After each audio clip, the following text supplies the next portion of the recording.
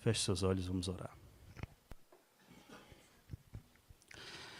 Obrigado, Senhor, por essa oportunidade linda e maravilhosa de estarmos juntos na Tua igreja, na igreja de Corroios. Uma igreja que o Senhor sabe faz parte da minha história, da nossa história. Como eu falei aqui para os Teus filhos, cheguei a chorar dentro dessa igreja, achando que era impossível estar aqui um dia, abrindo a Tua palavra. Mas Tu é o Deus que faz maravilhas. E assim como fez na minha e tem feito, eu tenho certeza que ao longo dessa semana o Senhor vai fazer maravilhas no coração dos Teus filhos aqui. Eu não conheço o coração deles, mas eu tenho certeza que tem gente aqui com o coração doendo, com o coração machucado. Tem gente que vem para a igreja, canta, prega, ora. Às vezes abraça seu irmão lá fora, mas por dentro está sofrendo. Casamento destruído, problemas com filhos, no fundo do poço, no buraco, doente, mal emocionalmente, problemas no trabalho, às vezes dentro da tua igreja, porque o inimigo quer destruir a tua igreja. Por favor, fala ao coração dos teus filhos nessa semana. Enche-nos do teu Santo Espírito. Que essa semana fique marcada na nossa história como a semana que o Senhor tocou aonde precisava ser tocado, mas não apenas tocou, mostrou o caminho, mostrou a cura. Em nome de Jesus, amém. Abra sua Bíblia. Em Salmo 147, eu vou ler o verso 1, o verso 2 e especialmente o verso 3. A ideia está no verso 3. Poderia ler apenas ele para o sermão hoje, mas para a gente pegar aqui a introdução, então o verso 1, o verso 2, o verso 3, Salmos capítulo 147. Ouça, minha tradução bíblica diz assim: Aleluia! Como é bom cantar louvores ao nosso Deus. Como é agradável e próprio louvá-lo. O verso 2 diz: O Senhor edifica Jerusalém. Ele reúne os exilados de Israel. Agora o verso 3, o principal para nós hoje. O verso 3 diz assim: Só Ele faz o quê? Cura os de coração quebrantado e cuida das suas feridas. Amém. Quando eu era mais jovem, que eu ainda sou jovem, tá bom? Não se esqueça isso aqui, ainda sou jovem. Quando eu era mais jovem, eu passei por um momento, eu não tenho vergonha de falar isso para vocês, porque já foi curado. Eu passei por um momento que me deixou marcas, mas marcas profundas mesmo. Vou explicar para vocês. Eu estava na rua de casa, brincando com alguns amigos ali, com os jovens e tal, e de repente chegou alguém da minha família, alguém que eu admirava, alguém que eu respeitava, alguém que eu tinha um carinho muito especial, e chegou nesse dia com uma moto. Aqui chama-se mota, né? Uma moto muito bonita, assim, parou na frente e perguntou: e aí, Joel, isso tudo bem? Na frente dos meus amigos, e eu respondi: tudo bem. Mas enquanto eu respondi, eu ficava olhando para aquela moto assim, sabe, babando assim, né? Aí ele percebeu, aí disse assim: escuta, tu quer aprender a andar de moto agora? Aí eu pensei na hora com minha cabeça de jovem solteiro na época: agora eu me consagro. Imagina só, meus amigos todos ali pertinho, vendo ali. Principalmente naquele tempo eu jamais sonhei conhecer a minha esposa, né? Vocês entendem? Principalmente as minhas amigas ali olhando, eu dando um show na moto. Uau! Aí falei: não, com certeza, vamos lá, me ensina aí. Aí essa pessoa da minha família, que eu admirava e tal, passou as primeiras instruções. Olha, é assim que você faz, entendeu? Entendi, tal. Então vai lá, sai com a moto aí. E lá vai eu sair com a moto. Olha só que coisa interessante, não sei como é que chama aqui, mas acho que você vai entender. Eu sentei na moto, quando fui sair na frente de todo mundo, ela travou, morreu, estancou. Deu para entender? essas expressões? Ok. Aí repetiu as instruções para mim. Não, é assim que se faz, ó, presta atenção, ó, tal, entendeu? Oh, não, entendi, ok. Então vamos lá. Lá vai eu sair com a moto de novo. O que aconteceu? Travou, estancou, morreu. Assim foi. Terceira tentativa.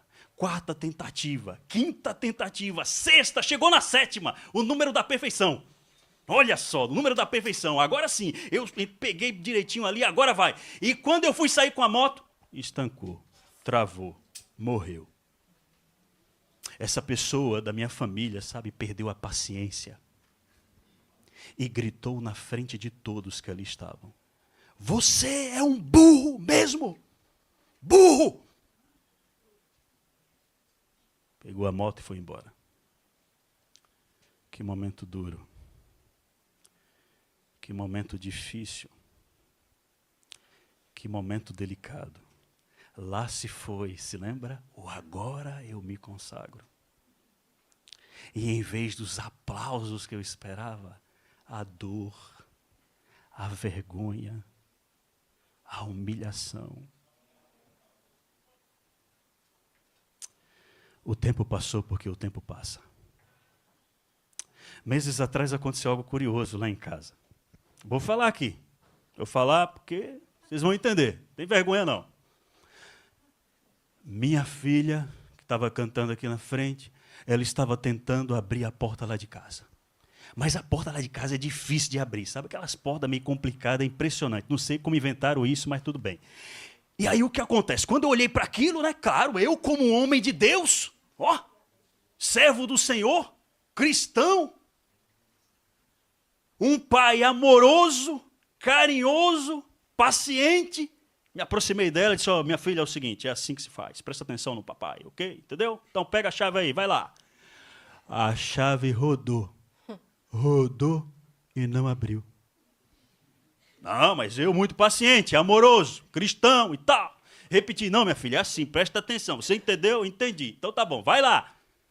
A chave rodou e não abriu. Vocês já estão percebendo, né? Assim foi. Terceira tentativa. Quarta tentativa. Quinta tentativa. Sexta, sétima, o número da perfeição. Ela pega a chave vai, rodou e não abriu.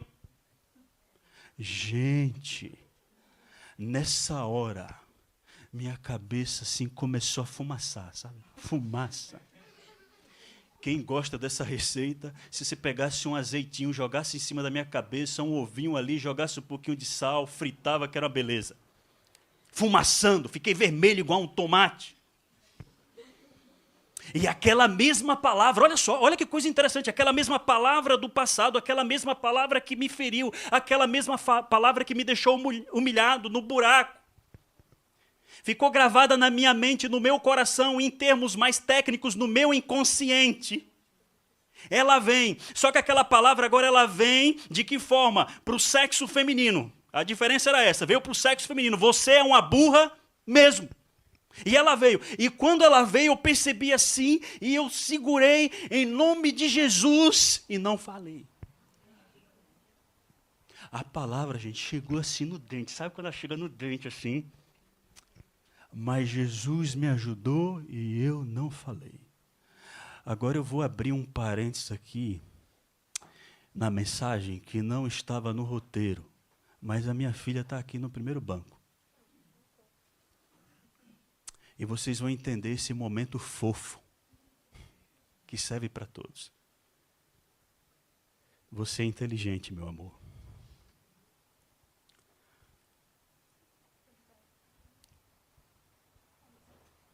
Nunca deixe que ninguém nessa vida lhe fale o contrário. Deus tem um plano maravilhoso para a sua vida. Você é a coisa mais linda que tem nesse mundo. Eu aprendi com quem? Com Bulhon. Aprendi com Bulhon isso aqui. Percebe? Aquilo que a gente não cura, a gente revive. E aquilo que a gente revive, a gente também repete. Até que a gente decida ser curado de verdade. E é por isso que eu afirmo com toda convicção, não importa de onde tu vens. Não importa quem tu és, não importa o que tu faz. Aquilo que não curas se repete. Se repete de tal maneira a ponto da gente achar que a nossa vida tem que viver daquela maneira como se fosse algo natural, e não é. Repete tanto que deixa marcas profundas, marcas dolorosas, destrói vidas, destrói sonhos, destrói famílias inteiras. E sabe o que é mais intrigante? É que quando a gente parte para a questão do amor, a gente percebe que o mais duro de tudo isso é que as nossas feridas abertas, elas causam mais dor em quem a gente ama, em quem está próximo da gente, dentro do nosso lar, dentro da nossa família. E a gente não fala isso por teoria, nem por suposição, não. Nós falamos isso com base, sabem em quê? Nos atendimentos que fazemos semana após semana. Ouvindo histórias reais, dores reais, repetições reais. Todas as vezes que a gente atende uma pessoa, está o mesmo padrão repetitivo. Repetindo aquilo que o pai falou para a filha falou para o marido fala para o outro filho, e assim vai indo. Não é por teoria, é por realidade. E uma delas se repete com uma frequência assustadora. Pessoas que carregam há anos a dor de terem ouvido de um pai, de terem ouvido de uma mãe, de alguém próximo, alguém querido, uma frase dura, uma frase triste, uma frase cruel. Você nunca vai ser ninguém nessa vida. Nunca vai ser. Resultado, entenda, faça chuva ou faça sol, com essa dor enraizada na mente, mesmo que o indivíduo ele faça o seguinte: eu vou me dedicar, eu vou estudar, eu vou lutar, eu vou me esforçar, mesmo assim ele não consegue ir para frente. Mesmo assim, ele não consegue romper. Mesmo assim, ele não consegue prosperar. E você me pergunta por quê? Porque lá no fundo, uma voz ecoa na sua mente, no seu coração. Você nunca vai ser ninguém, rapaz. Você nunca vai ser ninguém, minha amiga. Não adianta o que você faça. Você não merece dar certo. E quantas mulheres que cresceram vendo o pai levantar a mão contra a mãe. Como a dor foi tão profunda, tão dolorosa, tão silenciosa. Sabe o que aconteceu? Entraram sem sequer perceber num ciclo que se repete sem fim. E talvez ainda diga assim para si mesmo: comigo vai ser diferente. Mas quando se veem, estão presas naquele ciclo que se repete. E quando a gente começa a pensar, como é que isso pode acontecer? Aí vocês imaginam comigo, nós que somos adventistas, imagina um Campuri, onde tem 1000 jovens cristãos, desbravadores do Senhor, servos do Deus Altíssimo, líderes na obra de Deus. O que acontece? Elas acabam escolhendo quem? Aquele que tem o mesmo padrão abusivo que viram no pai. Não por escolha consciente. Não por escolha consciente, mas porque um padrão, mas porque uma dor não tratada, uma dor não curada, se repete como se fosse algo normal emocionalmente. A pessoa se acostuma com aquilo e acha que ao casar vai ser tudo diferente com ela. Mas não. A dor vai se repetindo, o padrão vai voltando, o coração vai sangrando. E como já disse, não falamos isso por teoria ou por suposição, falamos isso com base nos atendimentos que fazemos todos os dias, ouvindo histórias reais. E claro, com base na palavra de Deus. Sim, com base na palavra de Deus. Eu te cito para você perceber que eu estou falando a verdade. Um grande servo de Deus, seu nome Jacó. Como assim? Eu vou te explicar.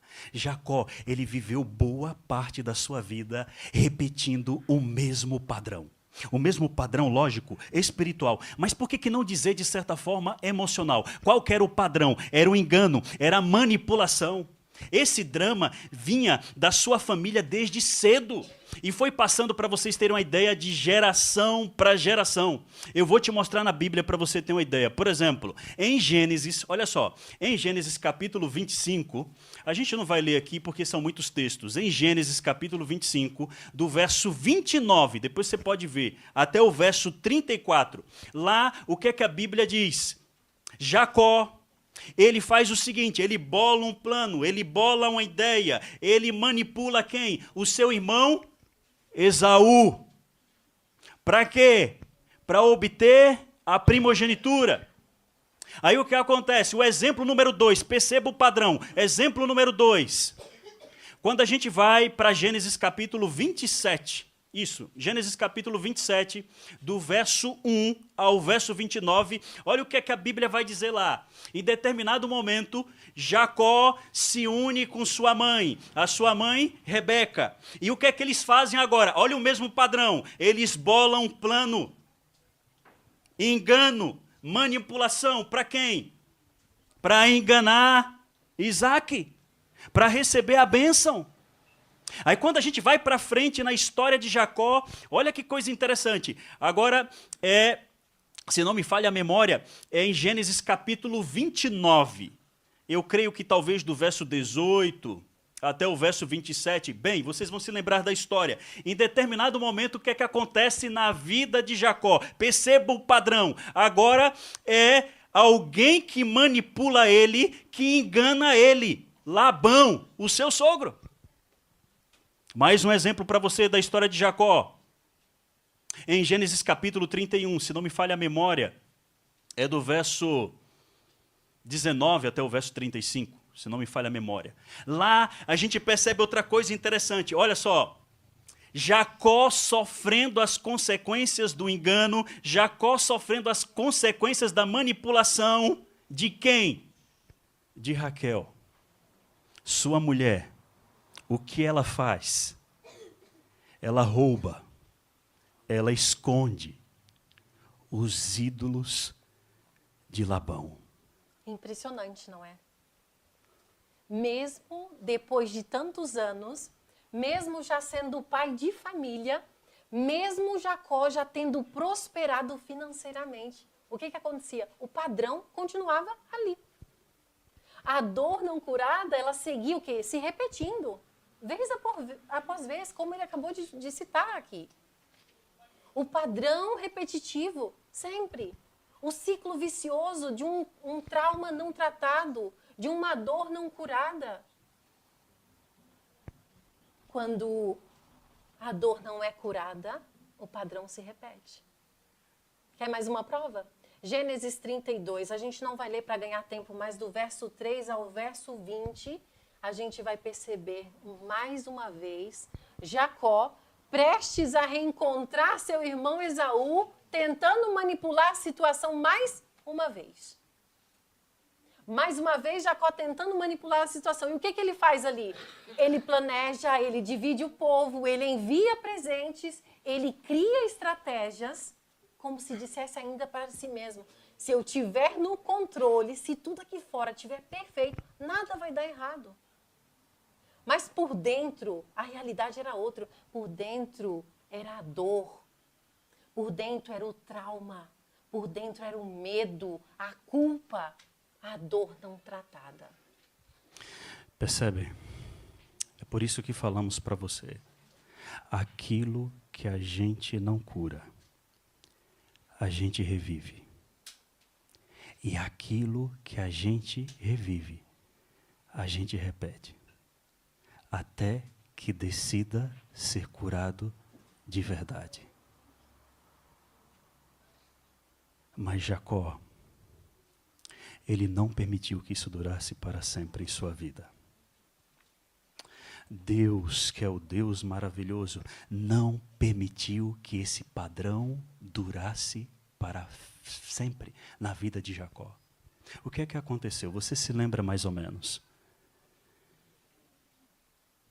No Val de Jaboque, à beira do rio de Jaboque, Jacó se encontrou. Jacó lutou com Deus. E eu quero lembrar para você, dessa vez eu vou ler, Gênesis 32. Abra sua Bíblia, Gênesis 32. Vamos ler do verso 24 ao verso 28. Gênesis 32, do verso 24 ao verso 28. Atenção, minha tradução bíblica diz assim: E Jacó ficou sozinho. Então veio um homem que se pôs a lutar com ele até o amanhecer. Verso 25. Quando o homem viu que não poderia dominar Jacó, tocou-lhe na articulação da coxa, de forma que a deslocou enquanto lutavam. Verso 26. Então o homem disse: deixe-me ir, pois o dia já desponta. Mas Jacó lhe respondeu: não te deixarei ir, a não ser que me abençoes. Verso 27, o homem lhe perguntou: qual é o teu nome? E o verso 28 e último, olha só. Então disse, Jacó respondeu ele. Verso 28, então disse o homem: seu nome não será mais Jacó, mas sim quem? Israel. Por quê? Porque você lutou com Deus e com os homens e venceu. Percebeu? Ali no Val de Jaboque, a vida espiritual de Jacó teve uma mudança profunda. Ali no Val de Jaboque, a vida espiritual de Jacó teve uma mudança profunda. Mas me permita dizer que não foi só a vida espiritual de Jacó que mudou naquele momento. A vida emocional de Jacó também mudou. E a gente pode ver isso, sabe como? Percebendo que naquele momento, ali no Val de Jaboque, a vida de Jacó, a vida emocional dele mudou porque ele enfrentou seus medos. Ele enfrentou aquele padrão que se repetia vez após vez na vida dele. Jacó parou de correr, Jacó parou de fugir. Não só de Deus, mas dele mesmo. Ele parou e ali ele foi transformado por Deus. Gente, é isso que Deus quer fazer na nossa vida. É isso que Deus quer que a gente faça, que a gente enfrente os nossos medos. Que a gente lute com Ele até dizer para Ele assim: eu não vou sair daqui enquanto tu não me abençoar. Foi ali, naquele lugar, que a vida de Jacó foi completamente transformada. E finalmente, Jacó curou a dor que ele carregava há tantos anos. Eu quero bater um papo com eles, como a gente fala, de coração para coração. Entendeu? De coração para coração. E você? Até quando você vai carregar essa dor enorme dentro de você? Essa dor que talvez venha da tua infância. Quando você viu algo que não era para ver. Quando fizeram algo com você que não era para fazer. Quando te falaram algo que não eram para falar. E tu está carregando essa dor até hoje. Até quando você vai esconder isso? Teu esposo não sabe. Tua esposa não sabe. Teus filhos não sabem. O pastor da igreja não sabe. Os membros não sabem, mas a dor continua aí. Te consumindo, sabe? Por dentro. Conduzindo, por mais que você não perceba, a tua vida, a tua história, os teus relacionamentos. E o que é que ela está fazendo contigo? Pensa um pouquinho, está destruindo, rapaz, o teu casamento. Outro dia, um pai, um esposo me procurou, lá do Brasil, através da internet da igreja. Ele disse assim: Joel, isso me ajuda. Eu sou um santo na igreja, mas em casa eu sou um homem muito nervoso, bruto. Eu grito com os meus filhos, eu bato nos meus filhos e às vezes eu olho assim: meu Deus, isso não é possível. Por que que eu sou assim? Eu conheço a Bíblia. Eu sei que não pode fazer, mas eu não consigo. Por que que eu sou assim? Me ajuda. E a gente ficou ali conversando e em determinado momento, o Espírito Santo, que é ele que faz a obra. A gente tem alguns termos mais técnicos, mais uma vez, que é o inconsciente que põe para fora. Mas é o Espírito Santo. As duas coisas. Não podemos desprezar a outra, né? Você já percebeu que o ser humano gosta de desprezar assim? Não, não é assim não. Aí ele, meu Deus, entendi. Eu cresci em um lar onde o meu pai batia na minha mãe, na minha frente. Desde pequenininho, eu com 3 anos, eu via minha mãe gritando dentro de casa. Era uma miséria lá em casa, por mais que a gente conhecesse a verdade. Querido, isso vai destruindo o teu casamento, tua família, teu lar, a tua vida. Por isso eu pergunto para cada um de vocês que estão aqui, para você que está aí me acompanhando em cima, estou pregando para ti também, entendeu? Não é só para quem está aqui embaixo, não. É para você que está aí sentadinho, para quem me acompanha também através da internet. Querido, até quando, eu pergunto, você vai continuar carregando isso? Lembre-se, aquilo que a gente não cura, a gente revive. E aquilo que a gente revive, a gente repete, até o dia que a gente decida ser curado de verdade. Por isso, hoje, eu apelo ao teu coração. Busque ajuda. Se você precisa, busque ajuda, não tenha vergonha. Basta saber onde buscar. Deus tem os seus, que pode mudar a tua vida, que pode mudar a tua história. É Deus que está por trás, porque assim como Deus usa o médico, Deus usa o psicólogo. Ou você acha que é diferente? Não, não é. Enfrente essa dor que você tem carregado há tanto tempo dentro de você. Tem um encontro real hoje com Jesus, sabe? De verdade mesmo. Se for possível, clame por Ele, pela sua bênção. Senhor, por favor, me abençoa, eu estou cansado. Faz como Jacó, entendeu? Clama, me abençoa. Eu cresci num lar, Senhor, que eu aprendi algumas coisas que não deveriam aprender, e hoje mesmo sabendo, eu não consigo deixar isso, e isso está acabando com o meu namoro. Você que é jovem, rapaz. Está acabando com o teu casamento. Decida, entendeu? Clame a Jesus assim, Senhor, me dá força, me dá poder, lute com Ele em oração. Chega de viver sofrendo. Chega de viver fazendo sofrer quem Deus colocou na tua vida, que não tem nada a ver com tua dor, com teu problema, rapaz. Chega de viver fazendo sofrer quem te ama de verdade. Tua mulher te ama. Teu marido te ama. Teu filho te ama. Não merece isso. E vem para Jesus. Sim, vem para Jesus, porque Ele é especialista em curar o que ninguém vê. Você está sentadinho aqui. Eu sei que você tem uma dor. Eu não sei qual é, mas você tem. Sim, tem. Você pode sorrir.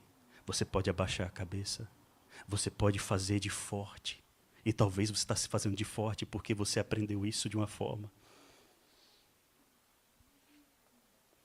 Ele é especialista em curar o que ninguém vê. E Ele é poderoso para transformar o que parecia estar perdido. E sabe qual a melhor notícia? Ele está aqui hoje. Só esperando o teu clamor. Tu vai vir para Jesus ou não vai? Vem, rapaz. Vem, minha irmã. E aí, vem? Vamos ficar em pé? Quem vai vir? Quem vem, fica em pé. Hoje o apelo é ser música. É razão.